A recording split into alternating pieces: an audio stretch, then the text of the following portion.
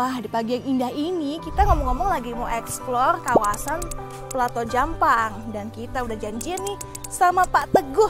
Katanya kita mau diajak jalan-jalan ke Curug Cikaso dan area Plato Jampang lainnya. Mana ya Pak Teguhnya ya? Itu siapa tuh? Itu Pak Teguh ya?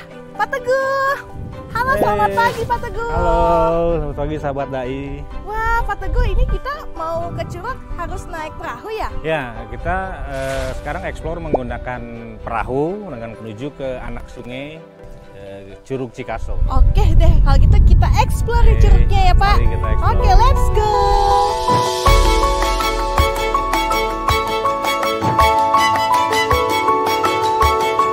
Ya, sahabat Dai.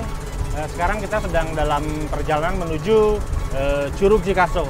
Di dalam perjalanan ini ada satu bukti yang unik, yang menarik, atau sebutnya evidence yang menarik adalah tersingkapnya lava bantal di kawasan Sungai Cikaso ini. Lava bantal, lavanya bisa buat tidur Pak, empuk-empuk. Iya, itu. Jadi nanti kita sudah dekat bisa lihat bagaimana si teksturnya itu seperti bantal. Kenapa bisa kayak gitu Pak? Nah itu lava bantal itu adalah salah satu bukti bahwa kawasan ini dulunya adalah sebuah laut, sebuah lautan dalam. Dan itu adalah material lava magma yang keluar dari gunung api bawah laut waktu itu, sehingga dia waktu keluar langsung mengeras. Teksturnya bergumpul-gumpul seperti bantal. Wah, yang mana itu Pak? Ya. Lava bantalnya Pak? Di depan kita ini sudah terlihat batuannya berbeda. Oh, itu. Nah, ini kita sudah menemukan batuan-batuan vulkanik. Berapa tahun Pak kira-kira? Ini kalau umur geologi, ini usia Miosen. Miosen itu sekitar 30 juta tahun yang lalu. Wow. Oke, kalau gitu kita lanjut jalan lagi sambil menikmati pemandangannya ya Pak ya? Ya. Oke.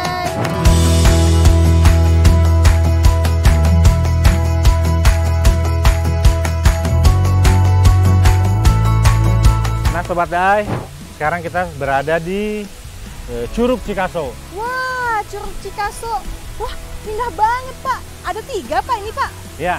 Wow, itu sahabat Dai pemandangannya. Wah, ini tingginya berapa meter Pak? Dari 45 meter sampai 50 meter. Wah, 50 meter paling tingginya. Ya. Bisa terbentuk kayak gini gimana Pak? Nah, jadi pembentukan air terjun ini terjadi akibat adanya jalur lemah atau disebutnya adalah sesar atau patahan. Di mana jalur lemah itu, siang lemah itu dia posisinya akan turun, akan anjlok. Jadilah seperti ini. Anjloknya jadi kayak gitu. Ya. Wah, tuh lihat sahabat Dai ya. Morfologi atau bentang alam Curug Cikaso yang indah ini bisa dibayangkan bahwa jutaan tahun yang lalu kawasan ini berupa lautan. Wah, Berupa lautan. ternyata ini dulunya lautan. Ya, dan bisa kita lihat bukti-bukti di depan kita, evidence di hadapan kita adalah ini batuan-batuan gampingan yang terbentuk di Laut Dangka atau batu kapur. Nah, untuk melihat bukti selanjutnya bahwa kawasan Pajampangan ini dulunya adalah sebuah lautan, kita akan di spot berikutnya kita akan melihat lagi bukti jejak kehidupan Laut Purba Jampang lainnya. Oke, siap. Kalau gitu kita langsung aja, let's go Pak. Yo, let's go.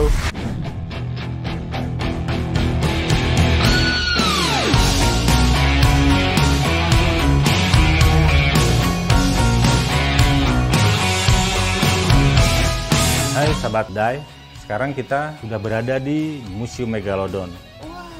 Ini masih di kawasan Plato Jampang. Jadi Museum Megalodon ini adalah museum yang menyimpan temuan-temuan jejak kehidupan fauna Laut Purba Jampang. Megalodon tuh kayak gimana Pak? Ya, bisa dilihat. Oke, kita lihat itu Kayak ada gitu. Wah, penampakannya. itu kayak yang di filmnya Mac Dixon Statham Pak. Ini Ya. beneran ada dulunya? Ya, ini beneran ada. Ini dulu kalau ini ditemukannya pas bareng mungkin syuting The Max itu di sini. Wah, karena beneran ada ya. Beneran terbukti ada. Di sini. Ini ada apa aja di museum ini Pak? Selain gigi hiu itu ada fosil moluska, ada gastropoda, ada lumba-lumba, ada paus, hampir semua kehidupan laut purba dulu terekam di kawasan ini. Wah, karena dulunya ini adalah lautan. Ya, jadi jelas lah bahwa kawasan Pajampangan itu dulunya adalah lautan. Dulu adalah kita di dasar laut yang kini kita terangkat ke daratan. Kita bisa lihat ada beberapa koleksi fosil kita, susunan gigi-gigi yang kita temukan.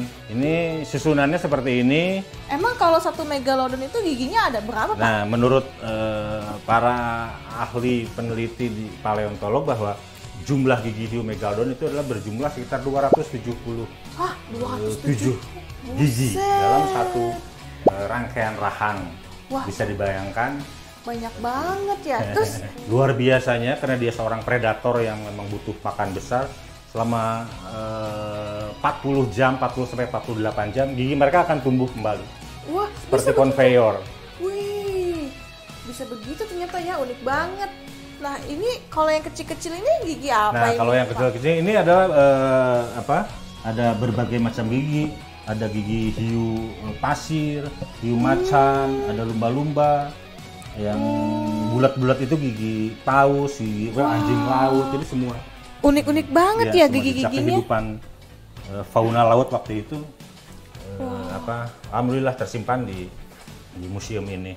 Berarti kira-kira si megalodon ini sebesar apa, Pak? Nah, si megalodon ini bisa diperkirakan besarnya dengan ukuran gigi yang terbesar di sini yang ada di 16 cm tuh diperkirakan panjangnya tuh 18 sampai 25 meter. Wah, Bisa dibayangkan lah banget ya. sebesar bus Transjakarta di gandeng jadi dua. Gede banget ya. Nah, Ya. kalau yang ini batuan-batuan fosil juga ada. Nah, ini adalah namanya, kalau di geologi namanya stratigrafi, adalah susunan batuan di mana si megalodon ini tersingkap atau ditemukan. Gitu. Ini hasil rekonstruksi. Waktu pertama kali ditemukan posisi di alamnya itu seperti ini. Ini posisinya tidur, sebetulnya tidur.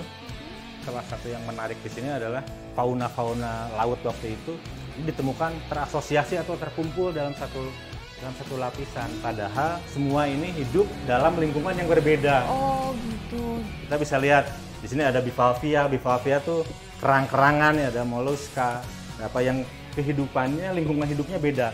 Kita akan eksplor di lapangannya seperti apa. Oke deh, sip. Kalau gitu langsung aja yuk kita ke sana. Ya. Oke, let's go.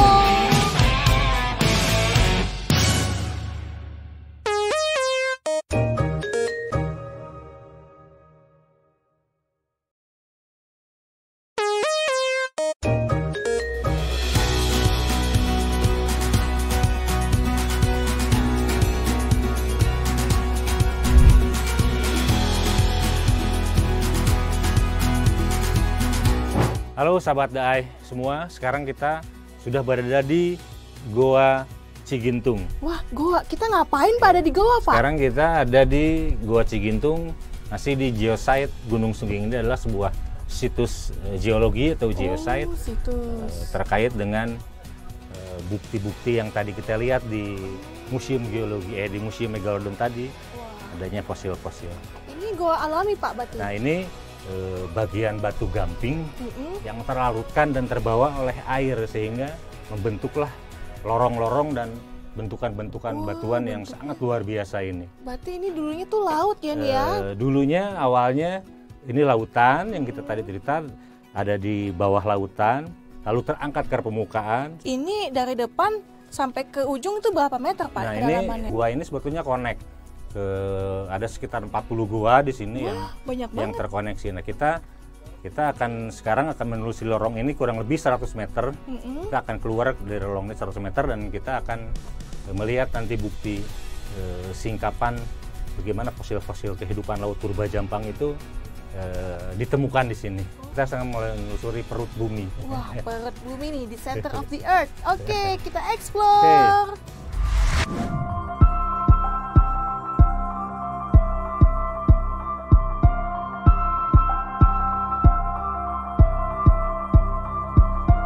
Wah, akhirnya kita keluar dari goa juga ya, Pak Teguh. Ya, Sekarang kita di mana ini kita, Pak? Nah, sekarang kita berada di ini namanya adalah singkapan megalodon.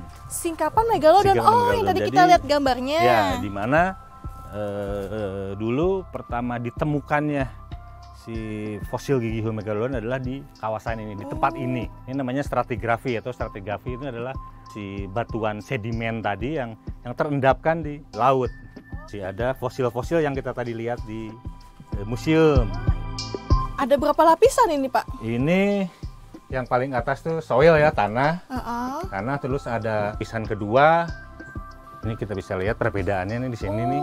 Warnanya ya? Ya, warnanya beda. Ini menunjukkan bahwa ini adalah menggambarkan bagaimana prosesnya dulu, pengendapan dulu. Ini merekam usia-usia ini.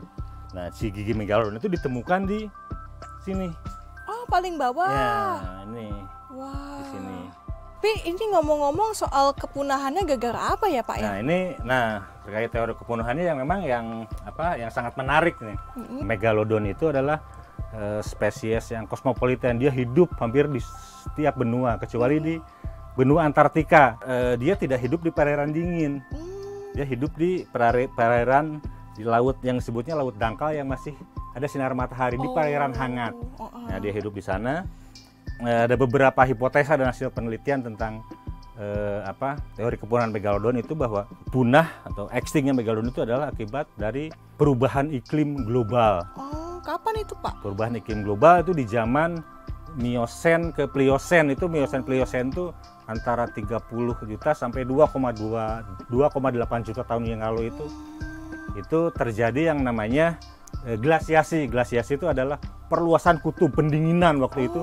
Dunia alam itu mengalami pendinginan. Kita tadi lihat di museum, kita menemukan fosil-fosil ikan paus yang itu merupakan makanan utama si megalodon. Nah, sementara si paus itu bisa bermigrasi ke perairan dingin, sementara si megalodon dia tidak hidup di perairan dingin. Akhirnya disimpulkan bahwa megalodon itu, si top predator itu kehabisan makanan.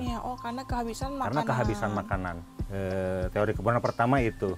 Dan menariknya kenapa si fosilnya bisa terawetkan di sini gitu. Nah, itu yang mengawetkan fosil, semua fosil fauna laut purba Jampang ini itu terawetkan oleh yang namanya tuf atau debu vulkanik. Oh, debu vulkanik. Jadi terlapisi oleh debu vulkanik.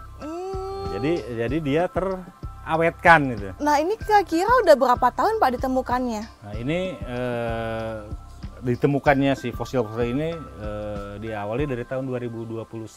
Nah, kira-kira ini kedepannya mau diapakan, Pak, dengan adanya penemuan ini? Ya, nah ini yang menjadi poin kita, bahwa kita dorong menjadi kawasan KCAG, adalah kawasan cagar alam geologi. Kenapa warisan geologi penting ini harus dilindungi?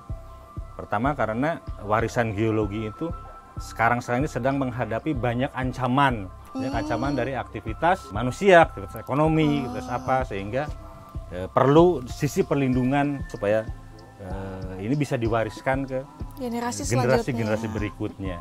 Habis ini ada pelaku UMKM, mereka adalah pengrajin gerabah. Nah, pengrajin yang menariknya, fosil-fosil ini bisa ditemukan itu adalah akibat dari aktivitas masyarakat di sini sehari-hari, dari membuka lahan, termasuk aktivitas mereka menemukan ini, membuat gerabah itu, mencari bahan-bahan gerabah itu dari lapisan-lapisan ini, campur sampai akhirnya ditemukanlah si fosil-fosil ini. Wah, luar biasa.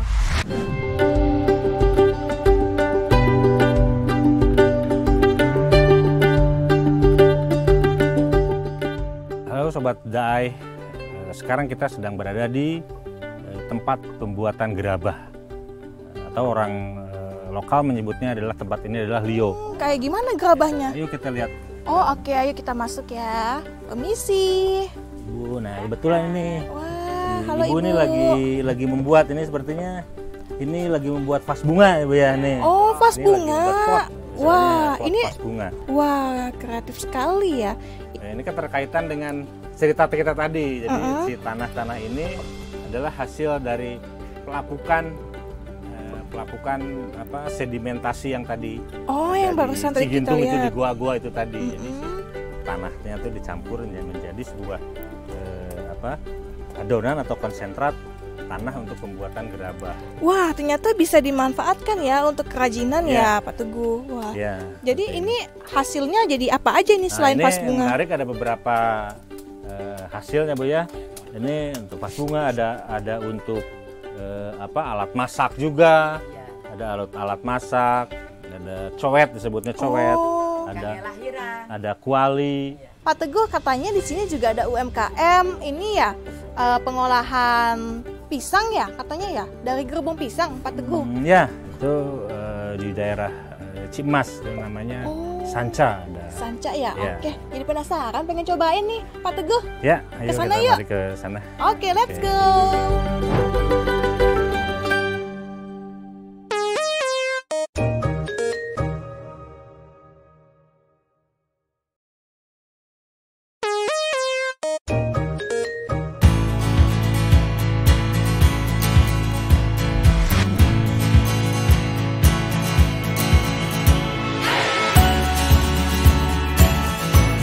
Halo sahabat Dai, sekarang kita sedang berada di Desa Cimas, Kecamatan Cimas, di kawasan Geopark Celutuh Pelabuhan Ratu. Dan sekarang kita sedang berada di salah satu pelaku UMKM di sini, yaitu yang mengolah limbah pertanian. Limbah Ya, pertanian? batang-batang pisang seperti ini menjadi kuliner yang menarik. Wah, dari batang pisang. Dari batang pisang, Jadi kayak gitu, Pak. ya, Jadi keripik. ya, jadi keripik dan bermacam olahan lainnya. Apa rasanya ya? Ada Teh Dian di sini. Saya coba perkenalkan dengan Teh Dian. Punten. Halo, Teh Dian. Teh Dian. Halo, Teteh. Wilujeng Teh Dian. Nah, ini Teh Dian, pelaku UMKM yang mengolah limbah pertanian tadi. Untuk itu saya akan mengurus dulu hal yang lain. Silahkan dengan Teh Dian untuk melihat-lihat aktivitas apa yang dikerjakan oleh teman-teman Siap. UMKM di sini. Oke, Ya. terima kasih Izin Teh Dian. Pak Teguh. Ya, Dadah. kasih. Halo Teh Dian. Halo juga. Teteh lagi mau bikin apa nih, Teh? Mau ngolah keripik gedebongnya. Oh, kayak gimana, Ya, Teh? lagi proses penggorengan dulu. Kalau mau lihat, Ari. Oh, oke, siap. Ayo kita lihat.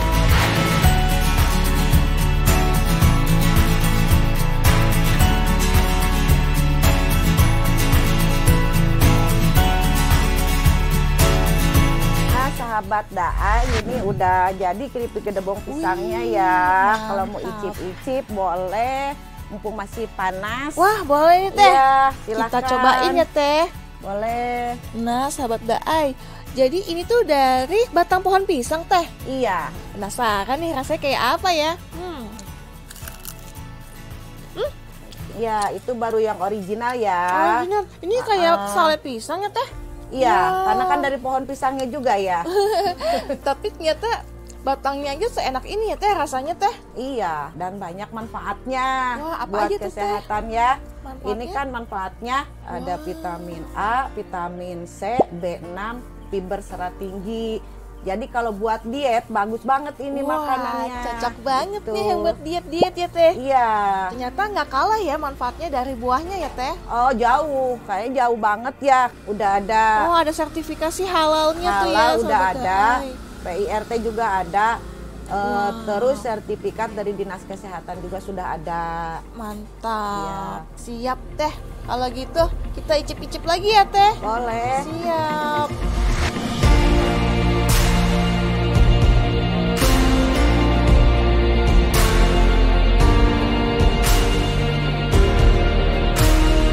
Halo sahabat Dai, sekarang kita sedang berada di tempat persemaian tanaman pandan laut. Pandan laut. Wah, bedanya apa itu, Pak, sama pandan Ini, biasa? komunitas tanaman yang hidup di garis terdepan pantai, terutama pantai yang Oh. menghadap ke timur. Oh, Nah, ini begitu. sekarang kita sedang bersama teman-teman Pokdarwis nih, Oh, kelompok sedar wisata halo, Kak. di Pantai Minajaya nih. Nah, Wah. mereka sekarang sedang concern dalam konservasi tanaman pandan ini. Oh, jadi ini kita dekat pantai ini sekarang Ya, nih, Pak. kita eksplor ke Pantai Minajaya. Wah, Kita seru. melihat bagaimana tanaman pandan itu dan bagaimana kegiatan teman-teman dalam mengkonservasi kawasan pesisir itu. Wah, siap. Ayo kalau gitu kita ke sana, Pak. Ya, Let's go, Pak Teguh.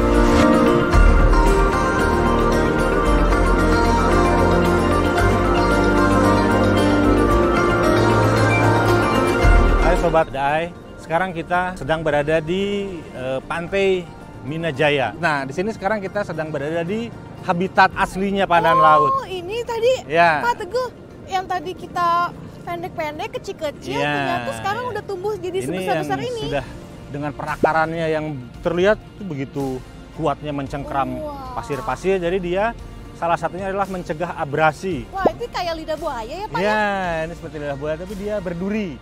Wah, Nah, ini lebih salah tajam. satu, ini ada fungsinya nih. Apa tuh Pertama Pak? dengan ketebalan daunnya seperti ini dia akan mereduksi angin yang karena pantai ini menghadap ke timur dengan iklim muson timur yang memiliki kecepatan angin yang begitu kencang dan membawa uap panas. Nah, si angin itu akan tertahan oleh angin ini sehingga kawasan di belakang sebagai biasanya kawasan pertanian itu akan terlindung. Ini biasanya sekaligus menjadi pilihan untuk penyu laut atau penyu hijau di sini untuk bertelur.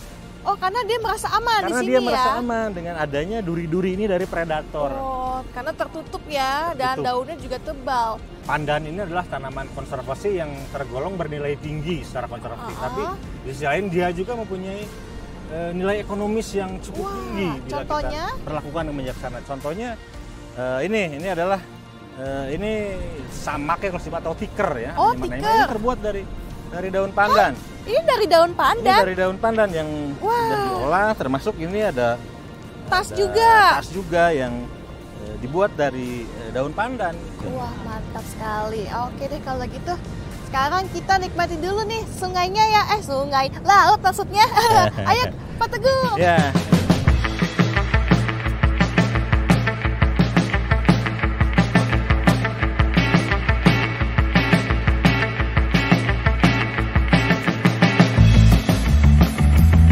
Wah, Pak Teguh, indah banget ya pantainya. Kita jadi santai-santai di sini. Tadi kan dari Curug ya, Pak Teguh. Ya. Terus kita ke goa dan akhirnya sampai ke pantai. Nah, kalau dari pusat penelitian ini harapan kedepannya atau yang ingin dikembangkan apa sih, Pak? Wilayah-wilayah yang memiliki nilai signifikan ini secara kebumian, ini diharapkan bisa menjadi laboratorium alam untuk para peneliti, untuk terus mengembangkan penelitiannya, khususnya di kawasan geopark, akan lebih terpublis ke dunia internasional. Wah, mantap, luar biasa ya, Pak.